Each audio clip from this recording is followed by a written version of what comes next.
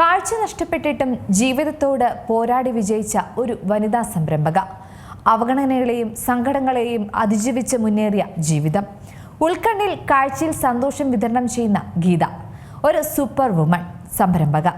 അതെ, ഗീതയെ super woman എന്ന് സംശയമില്ലാതെ നമുക്ക് വിളിക്കാം. കാരണം ഉൾക്കാഴ്ചയിലൂടെ ലോകം തുറന്നു വെച്ചിരിക്കുന്ന വലിയ സാധ്യതകളിലേക്ക് തന്നെ തൻ്റെ അന്ധത ഒരു പ്രശ്നമേ അല്ല എന്ന് ഉറക്കെ വിളിച്ചു പറയുന്ന നല്ലൊരു മിടുക്കിയാണ് ഈ സംരംഭക. ജനിച്ചപ്പോൾ കാഴ്ചയുണ്ടായിരുന്നെങ്കിലും 15-ാം വയസ്സിൽ കാഴ്ച നഷ്ടപ്പെട്ടു തുടങ്ങി. എന്നാൽ ഈ കുറവ് ലക്ഷ്യങ്ങൾ നേടുന്നതിൽ നിന്ന് ഗീതയെ തടസ്സപ്പെടുത്തിയില്ല. ഉൾക്കാഴ്ച മറയാതെ കാലത്തോളം അന്ധതയ്ക്ക് തന്നെ തോൽപ്പിക്കാനാകില്ല എന്ന ഗീത തിരിച്ചറിഞ്ഞു. അവിടെ നിന്നാണ് ലക്ഷ്യം അവർക്ക് മുന്നിലേക്ക് വഴിതെളിച്ചത്. ഈ സംരംഭകയാണ് ഇന്ന് നമ്മോടൊപ്പം വിശേഷങ്ങൾ പങ്കുവെക്കാൻ കൂടെയുള്ളത്. ഞാൻ പറഞ്ഞു വന്നതുപോലെ തന്നെ ഒരു സൂപ്പർ വുമൺ സംരംഭക. അതുതന്നെയാണ് നമുക്ക് ഗീത ചേച്ചിയെ കുറിച്ച് വിശേഷിപ്പിക്കാൻ പറ്റുക. ചേച്ചി നമസ്കാരം. നമസ്കാരം. പറഞ്ഞതുപോലെ എന്താ പറയുക, ഇത്രയും അധികം ഒരു സ്ട്രഗിള് അല്ലെങ്കിൽ കാഴ്ച എന്നതിനപ്പുറം എന്തൊക്കെയോ ഈ ലോകത്തുണ്ട്. കുറേയധികം മാജിക്കുകൾ സ്വയം നമുക്ക് ചെയ്തു തീർക്കാൻ സാധിക്കുമെന്ന് കാണിച്ച ഒരു സംരംഭകയാണ്. തുടക്കം മുതൽ കുറേയധികം എല്ലാവരുടെയും പോലെ തന്നെ കുറച്ച് കല്ലുകടികളൊക്കെ ഉണ്ടാകും ജീവിതത്തിൽ. പക്ഷെ അതിനെയൊക്കെ തരണം ചെയ്താണ് ഇന്ന് ഈ നിലയിലേക്ക് എത്തിയിരിക്കുന്നത്. 2026 എത്തുമ്പോൾ എന്താണ് തോന്നുന്നത്? ഞാൻ വളരെ ഹാപ്പിയാണ്. കാരണം നമ്മളൊരു സംരംഭം സ്റ്റാർട്ട് ചെയ്തിട്ട് അതിൻ്റെ ഒരു സ്ട്രഗിൾ പീരീഡ് എന്നൊക്കെ പറയുന്നത് ഒരു 3 ഇയറാണ്. അപ്പോൾ അതിൽ നിന്നൊക്കെ കവർ ചെയ്ത് എനിക്ക് ഇന്ന് ഒരു ടെർമറിക് ബോർഡിൻ്റെ അംഗീകാരം കിട്ടുക, അങ്ങനത്തെ ഒരു രീതിയിലേക്ക് എൻ്റെ സംരംഭത്തെ ഉയർത്താനും അതോടൊപ്പം തന്നെ നമുക്ക് എക്സ്പോർട്ടിങ് ഉൾപ്പെടെയുള്ള കാര്യങ്ങളിലേക്ക് എത്താൻ കഴിഞ്ഞു എന്നുള്ളത് എന്നെ സംബന്ധിച്ചിടത്തോളം വലിയൊരു അച്ചീവ്മെൻ്റ് ആയിട്ടാണ് ഞാൻ കാണുന്നത്. കാരണം നമ്മൾ വീട്ടിൽ നിന്ന് തുടങ്ങിയ ഒരു ചെറിയ സംരംഭമാണ്. അതിന് നമ്മളൊരു ഗോള് സെറ്റ് ചെയ്തുകൊണ്ട് വന്നത് കാരണം കൊണ്ട് തന്നെ നമുക്കതിലേക്ക് എത്തുക എന്ന് പറയുന്നത് ഒരുപാട് സ്ട്രഗിളുണ്ട്. പക്ഷേ ആ സ്ട്രഗിളൊക്കെ നമ്മൾ മറികടന്ന് അവിടേക്ക് ആ ഒരു അച്ചീവ്മെൻറ്റിലേക്ക് എത്താൻ പറ്റി എന്നുള്ളത് വളരെ സന്തോഷമുള്ളൊരു കാര്യമാണ്. ഗീത ചേച്ചിയെ സംബന്ധിച്ചിടത്തോളം കാഴ്ച അത് തന്നെയാണ് ഒരു പരിമിതി എന്ന് പറയുന്നത്. പക്ഷേ ആ പരിമിതികളെയെല്ലാം അങ്ങ് മറന്നേക്കുക അല്ലേ? അത് തന്നെയല്ലേ എല്ലാവരോടും പറയാനുള്ള ഒരു മെസ്സേജ് അല്ലേ? കാഴ്ച പരിമിതി എന്ന് പറയുന്നത് എന്നെ സംബന്ധിച്ചിടത്തോളം ആ ഒരു പ്രോബ്ലത്തെ നമ്മൾ അഡ്രസ്സ് ചെയ്ത് കഴിഞ്ഞു. എനിക്ക് കാഴ്ചയില്ല, ഇനി അത് കിട്ടില്ല എന്നുള്ളത് മനസ്സിലായി. പിന്നെ പുതിയ അപ്ഡേഷൻസ് ഒക്കെ വരുമ്പോൾ ചിലപ്പോൾ ഉണ്ടായിരിക്കാം. പക്ഷെ അതിന് വേണ്ടിയിട്ട് നമ്മൾ വെയിറ്റ് ചെയ്യാതെ കൊണ്ട് അപ്ഡേഷൻസ് നമ്മൾ നോക്കിക്കൊണ്ട് പോവുകയും ചെയ്യുക. അതോടൊപ്പം നമുക്ക് ചെയ്യാനുള്ള ഒരുപാട് പ്രവർത്തനങ്ങളുണ്ട്. നമ്മൾ ഈ ഒരു കാഴ്ചയില്ല എന്നുള്ള അതിൽ നിന്നുകൊണ്ട് നമുക്ക് എന്തൊക്കെ ചെയ്യാൻ പറ്റും അത് മാത്രമാണ് ഞാൻ ചിന്തിച്ചിട്ടുള്ളത്. അപ്പോൾ എനിക്കതിന് ആൻസറും ഉണ്ട്. അപ്പോൾ പ്രശ്നങ്ങൾ എന്തായാലും ഇപ്പോൾ കാഴ്ചയില്ല അതല്ലെങ്കിൽ വേറെ എന്തെങ്കിലുമൊക്കെ പ്രോബ്ലംസ് എന്തായാലും ജീവിതത്തിൽ ഉടനീളം ഉണ്ടാവും. അപ്പോൾ അതിൽ നമ്മളത് പെട്ടെന്ന് അതിനെ മനസ്സിലാക്കുക എന്നുള്ളതാണ്. ആ മനസ്സിലാക്കി കഴിഞ്ഞാൽ പിന്നെ അതിൽ നിന്നുകൊണ്ട് നമുക്ക് എന്ത് ചെയ്യാം, ആ ക്വസ്റ്റ്യൻസ് വരുമ്പോൾ തന്നെ നമുക്ക് ഒരുപാട് ആൻസർ നമ്മുടെ മുന്നിൽ തന്നെ ഉണ്ട് എന്നുള്ളതാണ്. അപ്പം നമ്മുടെ ഒരു നെഗറ്റീവാണ് ഇപ്പോൾ കാഴ്ചയില്ലായ്മ എന്ന് പറയുമ്പോൾ. പക്ഷേ ആ കാഴ്ചയില്ലായ്മേനെ പോസിറ്റീവാക്കി മാറ്റാൻ പറ്റുന്നത് നമ്മുടെ മുന്നിലുള്ള ഒരുപാട് പോസിറ്റീവുകളുണ്ട്. നമ്മൾ അതിലേക്ക് പെട്ടെന്ന് തന്നെ നമ്മുടെ കാര്യങ്ങളെ കൊണ്ടുപോവുക എന്നുള്ളതാണ് ഞാൻ ഉടനീളം എൻ്റെ ഇപ്പോൾ ലൈഫിൽ ചെയ്തുകൊണ്ടിരിക്കുന്നത്. ഞാൻ ചേച്ചിയായിട്ട് ഏകദേശം ഒരു 3 വർഷം മുമ്പ് പരിചയപ്പെട്ടിരുന്നു. ആ പരിചയപ്പെടുന്ന സമയത്തുണ്ടായിരുന്ന ഒരു ഗീത അതിൽ നിന്ന് 2026 വന്നപ്പോൾ വലിയൊരു മാറ്റം തന്നെയാണ് ചേച്ചിയിൽ എൻ്റെ വന്നിരിക്കുന്നത്. കാരണം ആ ഒരു സമയത്ത് എന്ന് പറഞ്ഞാൽ ഈ ഒരു ബിസിനസ് അതിൻ്റെ ഒരു അഡ്രസ്സ് നേരത്തെ സൂചിപ്പിച്ച പോലെ തന്നെ അതിൻ്റെ ഒരു ലേബല് സൃഷ്ടിച്ചെടുക്കാനുള്ള ഒരു ഓട്ടം തന്നെയായിരുന്നു അല്ലേ? അപ്പോൾ ആ ഒരു വീട്ടിലെ അന്തരീക്ഷം, വീട്ടിലെ ആളുകൾ അവരൊക്കെ കൂടെ ഒത്തൊരുമിച്ചുള്ളൊരു യാത്ര തന്നെയല്ലേ? അതെ, ഞാൻ ആദ്യം ഈ ഒരു സംരംഭം വീട്ടിൽ സ്റ്റാർട്ട് ചെയ്തു. വീട്ടിൽ നിന്ന് സ്റ്റാർട്ട് ചെയ്തു. ഇപ്പോൾ മഞ്ഞൾ ബേസ് ചെയ്യുന്ന ഒരു പ്രോഡക്റ്റാണ് കുർക്കുമിയിൽ എന്ന് പറയുന്നത്. അപ്പോൾ മഞ്ഞളും ഡേറ്റ്സും കൂടിയുള്ള ഒരു കോമ്പിനേഷൻ നമ്മൾ കഴിക്കുമ്പോൾ അത് കുട്ടികൾക്കും കൂടി ബെനിഫിറ്റ് ആവുന്ന രീതിയിൽ എങ്ങനെയാണ് അതിനെ ഡിസൈൻ ചെയ്യുക എന്നുള്ള രീതിയിലാണ് ഞാൻ ആദ്യം തന്നെ റിസർച്ച് ചെയ്തത്. അപ്പോൾ എനിക്കതെന്ന് മനസ്സിലായി സമൂഹത്തിലേക്ക് ശരിക്കും ഈ പ്രോഡക്റ്റ് ആവശ്യമുണ്ട് എന്നുള്ളത് മനസ്സിലായി. അപ്പോൾ ഞാൻ ആദ്യം വീട്ടിൽ സ്റ്റാർട്ട് ചെയ്തെങ്കിലും പിന്നീട് നമുക്ക് ഇപ്പോൾ ഇതൊരു മാർക്കറ്റിലേക്ക് കൊണ്ടുവരുമ്പോൾ അതിൻ്റേതായിട്ടുള്ള ലൈസൻസുകളായാലും അതല്ലെങ്കിൽ ആ ഫുഡ് ഡിസൈൻ ചെയ്യണം. അപ്പോൾ ആ ഒരു രീതിയിലൊക്കെ നമുക്ക് ചെയ്യുന്നതിന് പരിമിതികളുണ്ട്. അപ്പോൾ അതിൻ്റേതായിട്ടുള്ള മെൻറ്റേഴ്സ് വേണം. അപ്പോൾ നമ്മുടെ ഫുഡ് സയൻറ്റിസ്റ്റുകളെ ഞാൻ പോയി കണ്ട് ഫുഡ് സയൻറ്റിസ്റ്റുകളായിട്ട് ഈ പ്രോഡക്റ്റിനെ ഡിസൈൻ ചെയ്യാൻ വേണ്ടിയിട്ട് അവർ നമ്മൾ സപ്പോർട്ട് ചെയ്തു. അപ്പോൾ ശരിക്കും പറഞ്ഞു കഴിഞ്ഞാൽ മഞ്ഞളിനകത്തുള്ള മെഡിസിൻ വാല്യൂ നമ്മുടെ ബോഡിയിൽ കിട്ടുന്ന രീതിയിൽ ആ കുർക്കുമിൻ അബ്സോർപ്ഷൻ നടക്കുന്ന രീതിയിൽ ആ പ്രോഡക്റ്റിനെ ഡിസൈൻ ചെയ്തു തന്നത് നമ്മുടെ ഫുഡ് സയൻറ്റിസ്റ്റുകളാണ്. അതിനെ എന്നെ ഹെൽപ്പ് ചെയ്തതാണ് നമ്മുടെ ഇന്ത്യൻ ഇൻസ്റ്റിറ്റ്യൂഷൻ സ്പൈസസ് റിസർച്ച് സെൻറ്ററിലെ ഓഫ് ക്യാമ്പസ് ഇൻക്യുബേഷനിലാണ് ഈ പ്രോഡക്റ്റ് ഫൈനൽ ചെയ്തത്. അപ്പോൾ നമ്മൾ ചെറുതാണെന്നുണ്ടെങ്കിലും നമ്മൾ ഓരോ സ്റ്റെപ്പുകൾ മുന്നോട്ട് പോകുമ്പോൾ അതിനുള്ള പുതിയ ടെക്നോളജികളായാലും അതുപോലെ തന്നെ അതിനുള്ള മെൻറ്റേഴ്സിനായാലും നമ്മൾ കണക്ട് ചെയ്യുമ്പോൾ മാത്രമാണ് നമുക്ക് ആ ഒരു പ്രോജക്റ്റ് നമുക്ക് മുന്നോട്ട് കൊണ്ടുപോകാൻ പറ്റുക. അപ്പോൾ ഞാൻ മഞ്ഞൾ കൃഷി ചെയ്യുന്നുണ്ടായിരുന്നു. ആദ്യം ഒരു 50 സെൻറ്റ് സ്ഥലത്ത് ഞാൻ മഞ്ഞൾ വിത്ത് എടുത്തിട്ട് ചെയ്തു. അപ്പം ഞാൻ ആദ്യം ആലോചിച്ചത്, ഇപ്പോൾ പഴയ കാലത്തൊക്കെ നമ്മൾ നാടൻ മഞ്ഞൾ ഒക്കെ കേട്ടിട്ടുണ്ട്. അപ്പോൾ എനിക്ക് തോന്നി മഞ്ഞളിൽ എന്തെങ്കിലും പ്രത്യേകതകളുണ്ടോ. അങ്ങനെയാണ് ഞാൻ IISRൽ എത്തിയത്. IISRൽ എത്തിയപ്പോഴാണ് മഞ്ഞളുടെ കുറേ കാര്യങ്ങൾ എനിക്ക് മനസ്സിലാക്കാൻ പറ്റിയത്.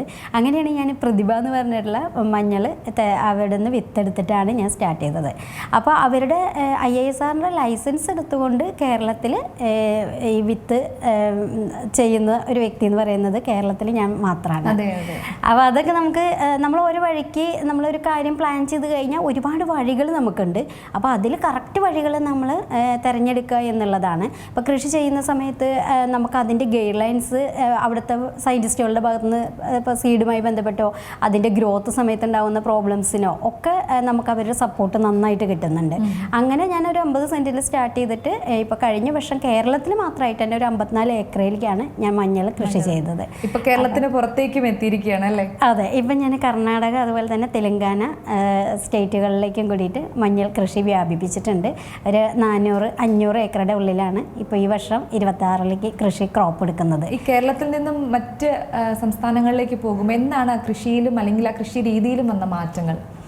കേരളത്തിനെ സംബന്ധിച്ചിടത്തോളം ഇതിൽ കാലാവസ്ഥ ചേഞ്ച് ശരിക്കും പറഞ്ഞാൽ കൃഷിനെ ബാധിച്ചിട്ടുണ്ട്. പഴയ കാലത്ത് നമ്മൾ പറയും മഞ്ഞൾ വെറുതെ ഇട്ടാൽ മതി, പക്ഷെ അതിലൊരു പ്രോബ്ലം കൂടിയുണ്ട്. പഴയ കാലത്ത് ഒരുപാട് സ്ഥലത്ത് നമ്മൾ കുറച്ച് സ്ഥലത്ത് മാത്രമാണ് നമ്മൾ മഞ്ഞൾ വിത്തിടുക.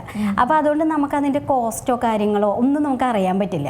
നമ്മൾ നമ്മുടെ ഒരു ഇഷ്ടത്തിന് കുറച്ച് സ്ഥലത്ത് ചെയ്യുന്നതാണ്, പക്ഷെ ഒരു മാത്രമായിട്ട് ചെയ്യുമ്പോഴാണ് അതെ. പക്ഷെ നമ്മളൊരു കമേഴ്സ്യൽ രീതിയിലേക്ക് പോകുമ്പോൾ അതിൻ്റേതായിട്ടുള്ള സിസ്റ്റമാറ്റിക് ആയിട്ട് ചെയ്യുമ്പോൾ മാത്രമാണ് നമുക്ക് അതിനെ നല്ല രീതിയിൽ കൊണ്ടുപോകാൻ പറ്റുള്ളൂ. അപ്പോൾ അതിന് നമ്മൾ സപ്പോർട്ട് ചെയ്യുന്നത് ഇവിടുത്തെ നമ്മുടെ IISRലെ സയൻറ്റിസ്റ്റുകളാണ് സപ്പോർട്ട് ചെയ്യുന്നത്.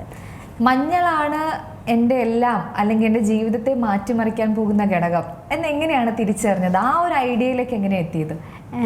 ശരിക്കും പറഞ്ഞു കഴിഞ്ഞാൽ ഞാൻ ഒരു പ്രോഡക്റ്റ് ചൂസ് ചെയ്യുന്ന സമയത്ത് ഞാനൊരു സംരംഭക ആവാൻ തന്നെ കാരണമെന്ന് പറയുന്നത്, ഞാൻ ആദ്യമായിട്ട് ഒരു റെസ്റ്റോറൻറ്റ് സ്റ്റാർട്ട് ചെയ്തിട്ടുണ്ടായിരുന്നു. ആ റെസ്റ്റോറൻറ്റ് ഒരു 1.5 വർഷം കഴിഞ്ഞപ്പോൾ തന്നെ അത് നിർത്തി. പിന്നെ ഞാൻ ഒരു ജോലിക്ക് വേണ്ടി ട്രൈ ചെയ്തു. അപ്പോൾ ജോലിക്ക് വേണ്ടി ട്രൈ ചെയ്തപ്പോൾ എനിക്ക് ഇതുപോലെ തന്നെ കാഴ്ചയില്ലാത്തത് കാരണം കൊണ്ട് ജോലി തരാൻ ഭയങ്കര ബുദ്ധിമുട്ടായിരുന്നു. അപ്പോൾ ഞാൻ ആലോചിച്ചു, ഇത് ഒരുപാട് പേരോട് നമ്മൾ ജോലി തരുമോ എന്ന് ചോദിക്കുന്നതിനേക്കാൾ നല്ലത് എനിക്ക് എന്താണ് ചെയ്യാൻ പറ്റുക എന്നുള്ളതാണ്. അപ്പം ഞാനിതുപോലെ തന്നെ ഒരുപാട് പ്രോഡക്റ്റുകൾ നോക്കി. അപ്പോൾ എനിക്ക് എൻ്റെ മനസ്സിൽ തോന്നിയ ഒരു കാര്യം, മഞ്ഞൾ ബേസ് ചെയ്യുന്ന ഒരു പ്രോഡക്റ്റ്, ഒരു പ്രോസസ്സ് ചെയ്തിട്ടുള്ള ഫുഡ് വേൾഡ് തന്നെ ഇല്ല. ഫസ്റ്റ് ഇന്നോവേഷനാണ് അത് വരുന്നത്. അപ്പം ഞാൻ ആലോചിച്ചു, മഞ്ഞളിൻ്റെ പ്രാധാന്യം എല്ലാവർക്കും അറിയുന്നതാണ്. അത് നമുക്ക് ഇൻഫ്ലമേഷൻ അങ്ങനെയുള്ള കാര്യങ്ങൾക്കൊക്കെ വളരെ ബെനിഫിറ്റ് ആയിട്ടുള്ളൊരു കാര്യമാണ്, ഇമ്മ്യൂണിറ്റി ബൂസ്റ്റ് ചെയ്യാൻ പറ്റുന്നതാണ്. അപ്പോൾ അതാലോചിച്ചപ്പോൾ ഈ ഒരു പ്രോഡക്റ്റിനെ ഡിസൈൻ ചെയ്തുകൊണ്ട് മാർക്കറ്റിലേക്ക് കൊണ്ടുവരണം എന്നുള്ള ആഗ്രഹത്തോട് കൂടിയിട്ടാണ് ഞാനിത് സ്റ്റാർട്ട് ചെയ്തത്.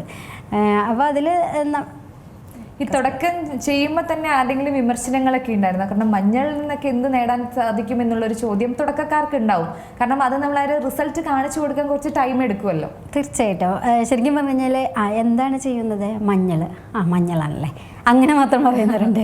പക്ഷെ നമ്മുടെ അടുത്ത് ഇടപഴകുന്നവർക്ക് പോലും, അപ്പം അടുത്ത് ഇടപഴകുന്ന ആളുകൾക്ക് പോലും ഇത് എന്താണ് എന്നുള്ളത് മനസ്സിലാകുന്നുണ്ടായിരുന്നില്ല. പിന്നെ ഈ കുർക്കുമിയിൽ നിന്നുള്ള ഈ പ്രോഡക്റ്റ് ഇത് എങ്ങനെയാണ് മാർക്കറ്റ് ചെയ്യുക, നിങ്ങൾ എന്താണ് മാർക്കറ്റ് ചെയ്യാത്തത്, അങ്ങനത്തെ രീതിയിലേക്ക്. കാരണം അതിൻ്റെ ഒരു വലിയൊരു പ്രോബ്ലം എന്ന് പറയുന്നത്, ഒരു പുതിയ പ്രോഡക്റ്റ് സമൂഹത്തിലേക്ക് കൊണ്ടുവരുമ്പോൾ നമ്മൾ ആദ്യം അതിനെ എഡ്യൂക്കേഷൻ പർപ്പസ് മസ്റ്റാണ്. കാരണം അത് പുതിയത് ഷോപ്പിൽ കൊണ്ടുവന്ന് വയ്ക്കുമ്പോൾ ആളുകൾക്ക് ഇത് എന്താണെന്ന് അറിയില്ലാണ്. അവിടെയാണ് നമുക്ക് ബ്രാൻഡിങ്ങിൻ്റെ ഇമ്പോർട്ടൻ്റ് വരുന്നത്. എനിക്ക് അപ്പോഴാണ് ബ്രാൻഡിങ് ഇമ്പോർട്ടൻ്റ് ആണെന്നുള്ളത് കറക്റ്റായിട്ട് മനസ്സിലായ ഒരു ടൈം എന്ന് പറയുന്നതാണ്. പിന്നീട് ഞാൻ കൂടുതലും ബ്രാൻഡിങ്ങിനെ പറ്റിയിട്ടും അതിൻ്റെ കൂടുതൽ കാര്യങ്ങളെ പറ്റിയിട്ടാണ് ഞാൻ കൂടുതൽ പഠിച്ചത്. അതിലെനിക്ക് വളരെ സപ്പോർട്ടീവാണ് ഹസ്ബൻഡ് എല്ലാ കാര്യത്തിനും. അതുപോലെ തന്നെ എൻ്റെ 2 മക്കളും വളരെ സപ്പോർട്ടീവാണ് ആ കാര്യങ്ങൾക്കൊക്കെ. അപ്പോൾ നമ്മുടെ കാഴ്ചയില്ലായ്മ ഒരിക്കലും അവിടെ ഒരു പ്രോബ്ലമായി മാറുന്നില്ല. കാരണം അതിന് പറ്റുന്ന ആളുകളെ നമ്മൾ കോർഡിനേറ്റ് ചെയ്ത് കൊണ്ടുപോകുമ്പോൾ മാത്രമാണ് നമുക്ക് എന്തൊരു കാര്യമായാലും നല്ല രീതിയിൽ മുന്നോട്ട് പോകുക. കാരണം ഒരാൾ ഒറ്റയ്ക്ക് ചെയ്ത് ചെയ്ത് കഴിഞ്ഞാൽ എവിടെ എത്താൻ പറ്റില്ല. ഇതൊരു കൊളാബറേഷൻ്റെ ലോകമാണ്. അപ്പോൾ കൊളാബറേഷൻ മസ്റ്റാണ്. അപ്പോൾ അതിന് അത്രയും പോസിറ്റീവായിട്ടുള്ള കട്ടയ്ക്ക് കൂടെ നിൽക്കുന്ന ഭർത്താവ് ചേട്ടൻ്റെ കാര്യം തന്നെയാണ് ആദ്യം പറയേണ്ടത്. കാരണം ചേച്ചി പാടത്തേക്ക് അല്ലെങ്കിൽ മഞ്ഞൾ കൃഷി നടുന്ന ഓരോ സ്ഥലത്തേക്ക് എത്തുമ്പോഴും ചേച്ചിയുടെ ഒരു കൃഷി രീതിയുടെ വീഡിയോസ് ഒക്കെ എപ്പോഴും നമുക്ക് കാണാൻ സാധിക്കുന്ന ഒന്നാണ്. കാരണം ഞാൻ സ്റ്റാറ്റസിലൂടെയൊക്കെ കാണുന്നുണ്ട്, ആ മഞ്ഞൾ കൃഷിയുടെ ഇടയിലൂടെയൊക്കെ പോയി അതിൻ്റെ കള പറിക്കുന്നു, അതിൻ്റെ നോട്ടങ്ങളെല്ലാം ഓരോ ചെടിയുടെ ഇടയിലേക്കും ചേച്ചി എത്തുന്നുണ്ട് അല്ലേ. അപ്പം ഹസ്ബൻഡും എത്തുന്നു എന്നതാണ് പ്രത്യേകത. അതെ. ഇപ്പോൾ എൻ്റെ ആക്ടിവിറ്റീസൊക്കെ ഇപ്പോൾ കാഴ്ചയില്ലാത്തത് കാരണം കൊണ്ട് എങ്ങനെയാണ് ഇതൊക്കെ ചെയ്യുക എന്നുള്ളത് ഒരുപാട് പേര് എന്നോട് വിളിച്ച് ചോദിക്കുന്നൊരു കാര്യമാണ്. എങ്ങനെയാണ് അത് സാധിക്കുന്നത് എന്നുള്ളതാണ് ചോദ്യം. പക്ഷേ നമ്മളൊരു കാര്യം, നമുക്ക് എന്തൊരു പ്രോബ്ലം ഉണ്ടാകുമ്പോൾ അത് മനസ്സിലാക്കി കഴിഞ്ഞാൽ പിന്നെ എന്ത് എന്നുള്ള ക്വസ്റ്റ്യൻ വരുമ്പോൾ അതിനുള്ള ആൻസർ നമ്മുടെ കയ്യിൽ തന്നെ ഉണ്ട്. അത് പുറത്തുനിന്ന് ആയിരിക്കും അങ്ങനെ കുറേ സജഷൻസ് വരുമായിരിക്കും, പക്ഷെ അവിടെ ഡിസിഷൻ എടുക്കേണ്ടത് എപ്പോഴും നമ്മൾ തന്നെയാണ്. അതായത് അതിൻ്റെ ആ ഒരു പ്രശ്നം എന്താണെന്നുള്ള അത്രയും ആഴത്തിൽ മനസ്സിലാക്കാൻ പറ്റും നമുക്കാണ്. അപ്പോൾ അതിൻ്റെ ഡിസിഷൻ എടുക്കേണ്ടതും നമ്മൾ തന്നെയാണ് എന്നുള്ളതാണ്. പിന്നെ ഇപ്പോൾ ഞാൻ സ്റ്റാർട്ട് ചെയ്യുന്ന സമയത്ത് ഞാനാണ് ആദ്യം എല്ലാ കാര്യങ്ങളും ചെയ്തിട്ടുണ്ടായിരുന്നത്. പിന്നീട് നമുക്ക് ഒരു ഇൻഹൗസ് തന്നെ ഇപ്പോൾ 21 സ്റ്റാഫുണ്ട്. പിന്നെ അതുപോലെ തന്നെ 350ഓളം കർഷകരുണ്ട് എനിക്ക്. അതിൽ തന്നെ ഒരു 150ഓളം വനിതാ കർഷകരാണ് എൻ്റെ ഒപ്പം ഉള്ളത്. അപ്പോൾ ചെറിയ രീതിയിൽ സ്റ്റാർട്ട് ചെയ്ത ഒരു 50 സെൻറ്റ് സ്ഥലത്ത് സ്വന്തമായി സ്റ്റാർട്ട് ചെയ്ത ഒരു സംരംഭത്തിന് എനിക്ക് ഈ ഒരു രീതിയിലൊക്കെ എത്താൻ കഴിഞ്ഞു എന്നുള്ളത് എനിക്ക് വളരെയധികം സന്തോഷമുണ്ട്. തീർച്ചയായും ആ ഒരു ബ്രാൻഡിനെ തിരിച്ചറിയാൻ ആളുകൾ ഇപ്പോൾ ആ ഒരു വീഡിയോസ് ഒക്കെ വരുമ്പോൾ അതിൻ്റെ അടിയിലെ കമൻസ് എന്ന് പറഞ്ഞാൽ കൂടുതലും ബ്ലെസ്സിങ്സ് ആണ്. കാരണം അത് ഉപയോഗിച്ച ആളുകൾ ഒരു നെഗറ്റീവ് കമൻസ് പോലും നമുക്ക് കാണാൻ സാധിക്കുന്നില്ല. കാരണം ഇന്ന് സമൂഹത്തിൽ സോഷ്യൽ മീഡിയ വളരെയധികം പ്രാധാന്യം നൽകുന്ന ഒന്നാണ്. അതിലെ ഒരു പ്രൊഡക്റ്റിനെ അല്ലെങ്കിൽ ഒരു വ്യക്തിയെ വളർത്താനും അതുപോലെ താഴ്ത്താനും സോഷ്യൽ മീഡിയയ്ക്ക് വളരെയധികം സാധിക്കും. പക്ഷേ ചേച്ചിയുടെ പ്രൊഡക്റ്റിനെ കുറിച്ച് ഇൻട്രൊഡ്യൂസ് ചെയ്യുമ്പോൾ അതിൻ്റെ ആഡ് വരുമ്പോൾ ഒക്കെ പോസിറ്റീവ് കമൻസും അത്രത്തോളം ബ്ലെസ്സിങ്ങുമാണ് ലഭിക്കുന്നത്. കാരണം ചേച്ചി അത്രത്തോളം സമൂഹം അതിനെ ഏറ്റെടുത്ത് കഴിഞ്ഞു അല്ലേ?